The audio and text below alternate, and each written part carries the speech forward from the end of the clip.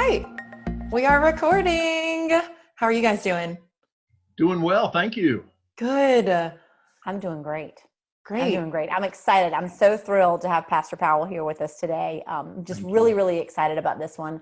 I know that there is so much swirling on all of our hearts and in all of our minds about how we can help and how we can get involved. And just also, I just think that Powell and the folks at all of our churches, y'all, and certainly at First United Methodist Church, just serve as kind of a touchstone for what's happening in our community. So what better way to kind of bring it home than to have him on this morning, and just has some great insights and always the most wonderful outlook on things. So Powell, thank you for being here. Yes. Thank you, Mary Cheatham. It's an honor. Appreciate it very much. We're so thrilled. We're so thrilled. So Powell, I'm going to jump right in. Okay. So, you know, what we know is that every business, every church, every organization has had to pivot and shift their strategies during COVID-19. And so tell us about the ways that you guys at First United Methodist have kind of changed the way that y'all are approaching your outreach and your programming and all those things. Great. Thank you. Good question. You're right. I mean, this is a time of adaptability, trying to catch a vision for new ways of doing things. One thing that's important for the world to understand is that we have not closed the church because the church isn't a building. What we've done is deployed the church into the world. In fact, the church has left the building because the church isn't a building. The church is a people on mission. So part of what we've done is pivot thinking. We've moved from an emphasis on gathering, since we can't do public gatherings, to connecting. And so even though we've done a lot of communicating, now we're raising the bar with more live streaming and counseling and meetings and teachings and all sorts of opportunities, reading stories to children, whatever it takes to help people connect. We've also shifted from receiving. Often people think of going to a place to receive, to equipping the church to live out their faith, to live out their compassion and life out in the world, whether it's in their homes, their neighborhoods, their businesses, if they're still functioning even at home. And so we've really seen a shift to people on mission. We also are obviously doing our ministry out in the world rather than on campus. So discipleship, worship, all sorts of things like that. But I think missionally, we've really honed in and focused on basic human needs during this coronavirus period. So we've really stepped up through our team to FUMC feeds. And so we're well over 8,000 meals served on campus and in the community. It's all drive-through. Powell, that's unbelievable. Awesome. I mean, let's just stop right there because that's completely unbelievable. So, I mean, I love everything that you've said. I love that you're talking about equipping people to, you know, when you and I spoke before, you talked about, you know, the fact that now parents in the homes have become teachers, and parents in the homes have become, you know, the person who is in charge of the spirituality for their family, because we don't have face-to-face access to the folks in our church who normally serve in that role. So I think that is such an incredible way to look at it and such a cool concept. And then I think moving on to the way that you guys have stepped up to the plate, and so many have, right? And yet I'm just very aware of what you guys have done. 8,000 meals is really unbelievable. That's incredible. And a lot of credit to Waylon Bell and to a huge team, other businesses, community individuals, restaurants that are partnering to get this done, to make sure that hungry people are fed.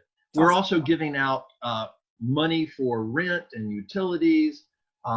We're really trying to support some of our frontline groups like Hope Mission, Martha's Mission, Family Promise, Broad Street Clinic. And this is going to go on for some time. I think that's such an important thing to remember, is that this is a marathon and not a sprint. And I want to come back to that and to how we can all partner to help those in our community who really need it.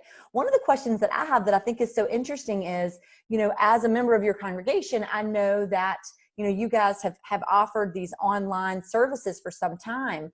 But what do you think? I mean, how has going to only online kind of shifted the way things feel inside your church community? That's a great question. It's also a bit of a mystery. Right. These are new fields that we're plowing.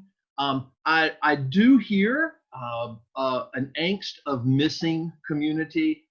Certainly, Sure. some people do miss the setting of a 300-year-old sanctuary, or to be in the presence of the Rise worship team. Though you can do that on Wednesday nights at 7 on Facebook Live too.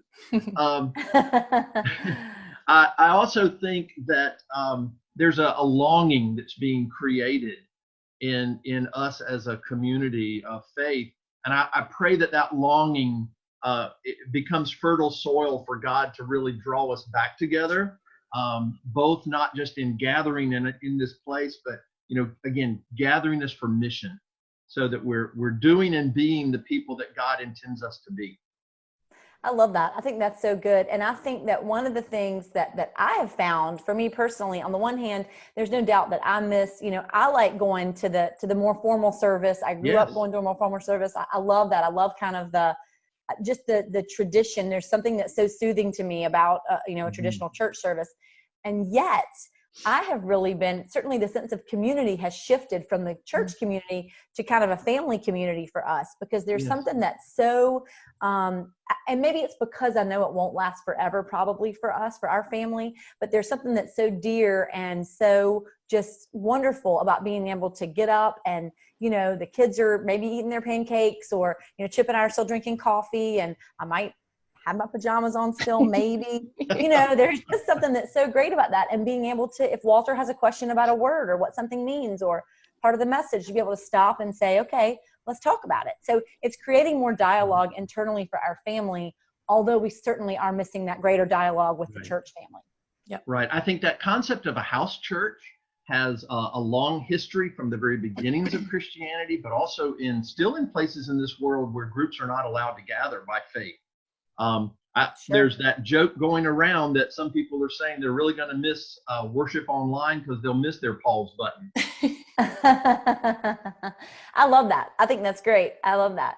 And so, Powell, this has been so hard for so many folks, and you guys are interfacing with those folks. I mean, you're looking them in the eyes when they come through to pick up those meals, right? So I know you guys are extremely aware of the folks that are in need, and yet I do think that there have been some silver linings, and it sounds like, you've already touched on some of those with, the community coming together and people working together to support those in need. But what else would you add to that? What else have you seen that you feel like is a silver lining from this COVID-19 situation?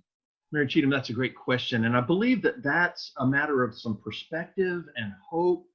If we examine both Christianity and even the history of this country, our qualities come out in times of hardship. We grow often better through hardships than we even do through times of prosperity, when we begin to take things for granted. So I see a silver lining, not that God has caused this, but that God is going to use this to stir in people a sense of neighborliness, of hope, of family. And that what we're trying to do when we hand somebody a plate of food, because we're in a mask, they may not see the smile in our face, but we want them to hear the smile in our voice and in our eyes, to say, you are loved, you are important, we are community together. We will rise up together. And of course, motivations can be faith, or they can just be that spirit of, this is our home. These are our neighbors. I think that is, I think that's so huge. And I think that's something that I really appreciate about the way that you all go about things, and something that I think is so important, which is that everyone doesn't share the same ideas about faith. Right. And they don't have to. And I think that's one thing about the situation, is that it's been an equalizer in a lot of ways. Yes. And so I think, Powell, what I would ask you then that relates to that is, let's say that someone, whether they're a member of your congregation, whether they're a Christian, whether they're, no matter what their perspective is and where they come from, if someone were to come to you and say that they wanted to help out, what suggestions, as someone who's been on the front line, I know a lot of people have been paralyzed, and understandably so. A lot of people want to help, but don't have the extra resources to do so in terms of the finances to be able to do that. So what are some things that you would say to someone who wanted to help in a tangible way? Again, great question. Certainly, we will receive whatever help people want to offer and try to channel that in great directions. So if it is financial, certainly that can be given to your own faith community, to any one of these great community missions that we all love and support. If your best aid is to be able to send a meal from one of our restaurants to your next door neighbor who's elderly, then do so. If money's not there, then mow somebody's grass, or make a homemade card and send it to somebody. Our nursing homes, rehab centers are full of very isolated, lonely people. Any contact at all, send a card to all of them, and they will. You don't have to know them. Just help. If somebody wants to make a financial donation to our feeding program, we do have a designated fund. 100% of everything that somebody gives to that will go to COVID relief. No overhead, no other expenses from the church, just to help feed, house, clothe, care for your neighbors. If you want to volunteer time, while we're still being very limited about that, Right. if you'd like to do that, you can contact our church. And as we can create shifts and numbers, we'll be glad to help engage people in feeding and serving, whether it's, again, on campus, or we're serving another 1,000 meals this week in Newport. And so we'll need people just there to help distribute. So just contact us and we'll connect you. And if possible, we'll use you. This is going to go on a long time. Right. So I love that too. So if you haven't gotten involved yet, it's not too late, right? Right. And this is we're going to need strength that carries on throughout some time. Yes. And especially, I think there are effects, just like you're saying, there are effects of the online community of church. There are effects of the financial impacts of this on our local families that are yet to even be understood. Mm-hmm. So I think that creating an open dialogue around this is so important. Absolutely. And I love, Powell, I think one of the things that I love is that I know that you guys are a great place. That you've said this to me before, that y'all aren't necessarily going out and collecting funds. You're not going out and fundraising necessarily, but that you are receiving, which I think is such a beautiful way to phrase it, that, that you guys are receiving offers of help and offers of money, and you'll make sure they get to the right people, which is what I think is so daunting about this. Generosity is not measured by the size of a gift. It's measured by the heart of the giver. And so whatever somebody can do to be generous and helpful, we will receive and channel that, or we'll support them as they do that independently of us with one of these other great agencies. Awesome. I love that. And I think to go hand in hand with that, one of the things that I've learned throughout the course of our conversation around this is that Martha's Mission actually launched out of First United Methodist Church. Is that right, Powell? A long time ago, it sure did. Which is so cool. And Martha's Mission is actually an organization that we are partnering with tomorrow. So our local Keller Williams office, which we're a part of, is doing a food drive tomorrow for Martha's Mission. We have a couple of different drop-off locations, including our Keller Williams office here in Morehead City. There's a drop-off location in Emerald Isle. And we've actually gone ahead and created a GoFundMe page that funds. Meg, does it fund directly to Martha's Mission? It does. We don't touch it at all. It'll go right to their account. So we've set that up too, so that way folks who maybe can't get out, who don't want to go to the grocery store, folks who aren't local but are certainly connected to our community can also give. But I love that. That's something tangible that's happening tomorrow, Powell, that is, you reference these other organizations, and there's one right there. So there are certainly so many ways that people can get involved and help. Absolutely. Martha's Mission helps so many people, and year round, and not just, but especially now. I love that Keller Williams wants to be involved in the community this way. What we might even want to do is challenge those of our guests who normally come down here to rent property and to visit and be at home with us in the summer. If they can't come, they could still go to that GoFundMe page and help support this community that they love and that we will welcome them back to one day. That's right. Absolutely. I love that, Powell. And we have really found that to be true because, at our company, a lot of our clients are folks who are second homeowners. And we found that they really step up to the plate. They love this place just like we do. And they've really stepped up to the plate when we've done Toys for Tots, or we had a mattress drive after Florence, those other initiatives that we've done to try and help our local community. They've really stepped up to the plate. So I love that. And I think you're right. I think we'll find that they're thrilled to know of a way that they can help out. Yes. Wonderful. And we will put that information in the comments below. We'll put both drop-off locations. We'll put the GoFundMe link, anything if you guys want to participate. That's wonderful. Thank you, Meg. Thank you.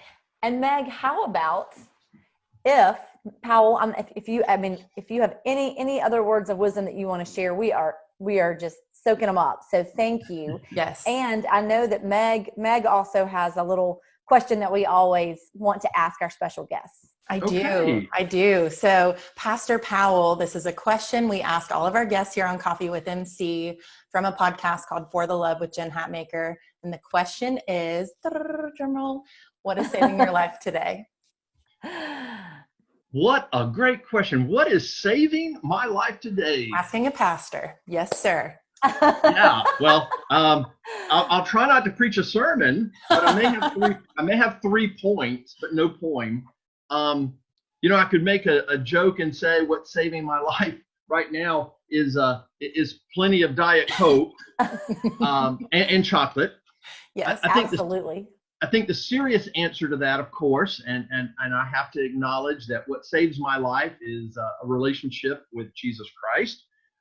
I think what's saving my life in these days is my family and the anchor of a wife that I'm blessed to have, who's a woman of faith and loves our whole family so well. I think having a life with purpose. I would encourage everybody to know we're not here just to take up space or to accumulate stuff. We are people with purpose. And until you know that purpose and you claim it and live in it, you're going to get tossed by life. And so I think my purpose to serve Christ saves my life. I may have one more funny answer. Okay. In a strange way, since this virus hit, I have tried to make myself go outside for a social distancing exercise. Okay. Called golf. Oh, I haven't heard of that. And it's socially distancing because I never know where I'm going to need to hunt for the golf ball. But I also think that what golf does for me is it teaches me humility. Oh, yes. Not only am I not any good at it, but I love being outside and with friends, but it teaches me that I'm not necessarily in control. Absolutely. And I think in a world that we're living in today, we're all feeling a sense of not being in control. But that humility can be healthy if you understand that there is one who is in more control, and that we are cared for and loved by God, and that God will not abandon us, and that people can really hold on to hope and know that together we're going to get to the other side of this. I just got full body chills listening to your entire What's Saving Your Life. So that is awesome. Thank you for sharing that. And the whole time I was listening to you and Mary Cheatham chat, I was just feeling so uplifted and encouraged by you, Pastor Powell. I kept thinking of the quote. I've seen it on Facebook and I've seen it on different people's Instagrams and whatnot, but I keep seeing the phrase separate together, or we might be separated, but we feel together. I've never felt more connected to my community or to my friends and family than I do right now. And I think it's the example that you guys are setting in churches here locally and organizations that are just taking the time to encourage folks to come together safely. You guys are just setting such a great example for everyone here in our community. And we just want to thank you for that. Absolutely. Thank you, Meg. Absolutely. I love that. And Meg, it's that connection, Powell. It's that connection that you guys are fostering, and that I think is so important in keeping everyone's spirits high. And again, that connection, I think, helps to provide the purpose that you were talking about. Yes. And I think that's something that I think about a lot is, what am I taking with me from this? I don't want to run so fast back to what things were before, because it needs to be different. You know, it needs to be different for our family, and I think for our community. And there are things that we have this opportunity. And so now that we're entering into phase 1 and then phase 2, you know, the reopening, it's so exciting and it's so necessary. And yet also I want to make sure that I'm reflecting on how I'm going to be different. And I think that this connection and this opportunity to explore our purpose all kind of brings that back, and to tap into our humility, Powell. I mean, it brings that all back. Agree. Thank you. You know, one of my challenges that I do to every young couple that I'm doing pre-marriage counseling with is I ask them to think about a mission statement for their marriage. I love that. I know that you have a mission statement for Mary Cheatham King and Keller Williams. We do for the church, but every life needs a mission statement. And so I encourage everybody to pursue that purpose, and also know that they're being pursued by God. That's awesome. I love it. Wow, so many good nuggets. Thank you, Pastor Powell. That was awesome. Okay. Thank you all. Powell, Thank you, Mary Cheatham, for we inviting really me to be a appreciate part. you being here. Absolutely. We've loved it. Thank you very much, Powell. And we'll make sure that we link through in the comments so that if folks do want to learn more about the church and the outreach that you guys are doing, and use y'all as folks who can receive their gifts and make sure that they're plugged in the right place. I think that's such a wonderful thing and a great opportunity for folks. Absolutely. Great. Thank you very much. Thank you. Thanks, Have a good Powell. rest of your week. Have a good day. You too. Bye-bye. You too. Oh, man. Oh, I know, Meg. That was really, really good. I think that was what was saving my life today, was that. I feel like I needed that little bit of uplifting encouragement. And he's just so well-spoken and just says all the right things. It's great. That was awesome. It is. I know I do. I feel comforted, and I also feel inspired, you know, just to think about what my purpose is. I think that's such a good, you know, we talk about those things on our team, you know, and I think it's such a good thing to kind of come back to and really think about as we enter into this next phase. And you know what, it was also a good reminder for me that this isn't going away. You know, it's not like just because things are reopening, then people's financial difficulties are just going to evaporate, or, you know, it's not going to be a switch that we flip back on. And so I think that's a really good thing for us to all understand, is that even when things get back to normal for some of us, they're not going back to normal for all of us. Agree. Yeah, that was a really great point. I think, that's definitely what saved my life today. So I think you can agree. I definitely agree. That's Good exactly things right. from Pastor That's Powell. right. That was awesome. So before we hop off, 2 quick announcements. Tomorrow, you mentioned it earlier, but Keller Williams is hosting, it's called Red Day, and we're doing it to benefit Martha's Mission. There will be 2 drop-off locations. One will be in Emerald Isle, one will be here in Morehead City. We will drop information below. If you guys would like to donate food, we're taking monetary donations as well. That will go straight to Martha's Mission. Again, that's tomorrow on Thursday from 12 to 6. And then lastly, for Coffee with MC on Friday, we have our friend, one of my other bosses. I didn't think about that until now. You're a hardworking lady. Woo! Anna Seagrave will be on. She is co-owner of the Downtown Bar, one of our favorites here in Morehead, favorite workout studios. She'll be on with us to kind of chat about some life hacks, some health hacks, and a bunch of wellness stuff. So we're very excited to have her on. I'm excited. Anna's always the most fun. Oh my gosh, I'm so excited. Yay. Well, wonderful. Thanks for being here with me today, Meg. It was Thanks for a being good here one. with me. I feel ready to tackle my day. Me too. That's awesome. Have a good one, MC. Thanks so much, Meg. Bye.